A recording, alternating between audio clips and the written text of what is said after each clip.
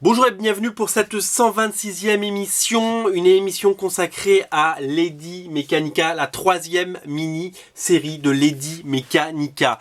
Alors, il y a eu une première mini-série qui a paru chez Aspen, puis Benitez Productions, elle a mis un temps fou à paraître, une deuxième série qui est sortie également, mais voilà, pour le coup hyper rapidement, co-dessinée par Joey Benitez et Martine Montiel, qui s'appelait tout simplement The Tablet of Destinies, et voici la troisième mini-série. Ça y est, on a déjà 3 mini-séries aux États-Unis. Ça s'appelle The Lost Boys of West Abbey. Alors nous avons la couverture A et la couverture B. Il y a deux couvertures en quantité similaire. C'est tout simplement au même prix en plus. Elles sont à des petits prix.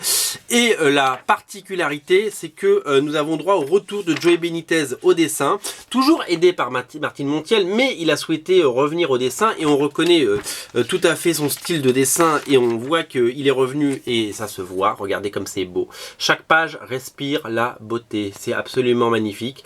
Aux couleurs, Peter Stegerwald qui avait fait les couleurs de la première mini-série est revenu également, donc c'est l'équipe originale de Lady Mechanika qui revient pour cette nouvelle mini-série, cette nouvelle enquête de Lady Mechanika qui va nous emmener dans le Londres steampunk et victorien du XVIIIe siècle et du XIXe siècle plutôt.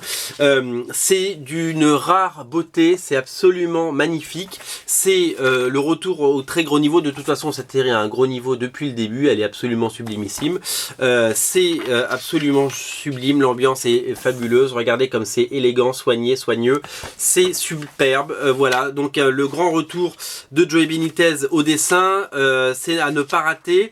Alors, il faut savoir que cette mini-série, c'est en deux parties, donc nous sommes en mai, voici le numéro 1, le numéro 2 sortira en juin, et la mini-série sera complète. Il y aura, c'est un bel, en fait, ça va nous faire un album à la franco-belge, à la fin, un album de 48 pages, voilà, avec les couvertures, ça va être absolument magnifique.